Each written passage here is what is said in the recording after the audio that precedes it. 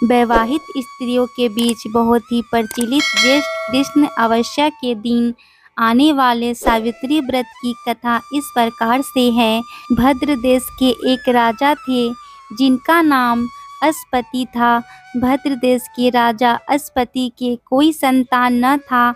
उन्होंने संतान की प्राप्ति के लिए मंत्रोच्चारण के साथ प्रतिदिन 1,00,000 आहुतियाँ दी।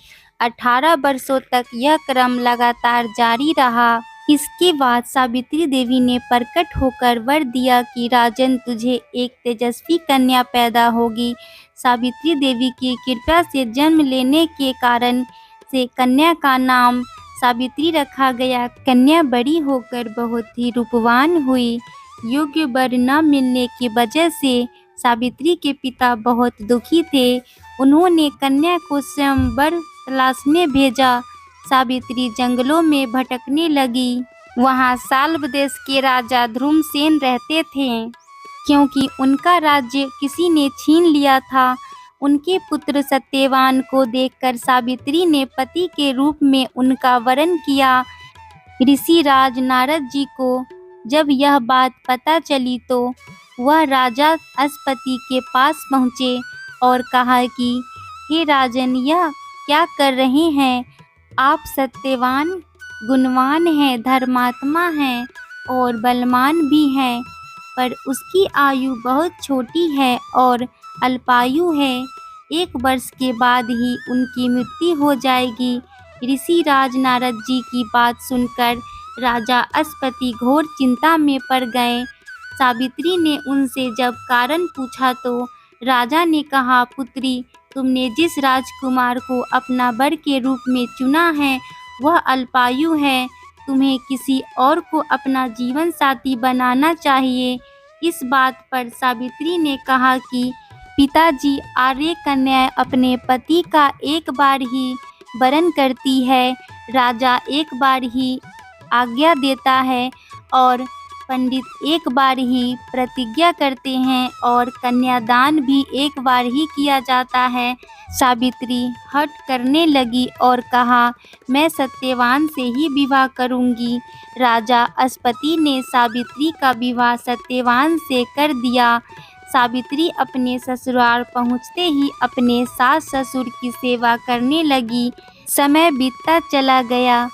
नारद मुनि ने सावित्री को पहले ही सत्यवान की मृत्यु के दिन के बारे में बता दिया था।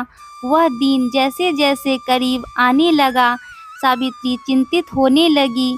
सावित्री 3 दिन पहले से ही उपवास शुरू कर दिया। नारद मुनि जी के द्वारा कथित निश्चित तिथि पर पितरों का पूजन किया। हर दिन की तरह सत्यवान उस दिन भी लकड़ी काटने जंगल चले गए। उसके साथ में सावित्री भी गई। जंगल में पहुँचते सत्यवान लकड़ी काटने के लिए एक पेड़ पर चढ़ गए। तभी उसके सिर में तेज दर्द होने लगा। दर्द से व्याकुल होकर सत्यवान पेड़ से नीचे उतर गए। सावित्री अपना भविष्य समझ गई। सत्यवान के सिर को अपने गोद में रखकर सावित्री सत्यवान का सिर सहलाने लगी। तभी वहां पर यमराज आते दिखे। यमराज अपने साथ सत्यवान को ले जाने लगे। यह देखकर सावित्री भी पीछे पीछे चलने लगी। यमराज ने सावित्री को समझाने की कोशिश की, यही विधि का विधान है, परंतु सावित्री नहीं मानी। सावित्री की निष्ठा और प्रतिव्रता को देखकर यमराज ने सावित्री से कहा कि हे देवी, तुम धन्य हो, तुम मुझसे कोई भी वरदान मांगो। सावित्री ने कहा कि मेरे सास ससुर वनवासी और अंधे हैं, आप उन्हें दिव्य ज्योति प्रदान करें। यमराज ने कहा, ऐसा ही होगा, अब लौट जाओ। परंतु सावित्री अपने पति सत्यवान के पीछे पीछे फिर चलने लगी। यमराज ने कहा, हे देवी, वापस जाओ। सावित्री ने कहा, भगवान, मुझे अपने पति देव के पीछे पीछे चलने में कोई परेशानी नहीं है। पति के पीछे चलना मेरा कर्तव्य है। यह सुनकर यमराज ने फिर से उसे एक और वरदान मांगने के लिए कहा। सावित्री बोली, भगवान, हमारे ससुर का राज्य छिन गया है, उसे पुनः वापस दिला दे। यमराज ने सावित्री को यह वरदान भी दे दिया और कहा, हे देवी, अब तुम लौट जाओ। परंतु सावित्री पीछे पीछे चलती रही। यह देखकर यमराज ने सावित्री को तीसरा वरदान मांगने को कहा। इस पर सावित्री ने 100 संतानों और सौभाग्य का वरदान मांगा। यमराज ने यह भी वरदान भी सावित्री को दे दिया। सावित्री ने यमराज से कहा कि प्रभु, मैं एक प्रतिव्रता पत्नी हूँ और आपने मुझे पुत्रवती होने का आशीर्वाद दिया है। यह सुनकर यमराज को सत्यवान के प्राण छोड़ने पड़े। यमराज अंतर्ध्यान हो गए और सावित्री उसी वट वृक्ष के पास आ गई जहाँ उसके पति का मृत्यु शरीर पड़ा था। सत्यवान जीवित हो गया और दोनों खुशी खुशी अपने राज्य की ओर चल पड़े। दोनों जब घर पहुँचते हैं तो देखा कि माता पिता को दिव्य ज्योति प्राप्त हो गई। इस प्रकार सावित्री सत्यवान चिरकाल तक राज्य सुख भोगते रहे। अतः प्रतिव्रता सावित्री के अनुरूप ही प्रथम अपने सास ससुर का पूजन करने के साथ ही अन्य विधियों को प्रारंभ करें।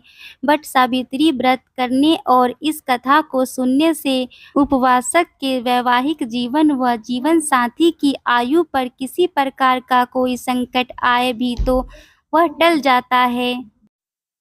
तो फ्रेंड्स, आप लोगों को ये वीडियो कैसी लगी? अगर अच्छी लगी हो तो मेरे चैनल को सब्सक्राइब, लाइक और शेयर ज़रूर कीजिएगा। तो यहाँ पर ऐसे ही वीडियो आप लोगों को देखने को मिलते रहेंगे। वीडियो को देखने के लिए आपका बहुत बहुत धन्यवाद।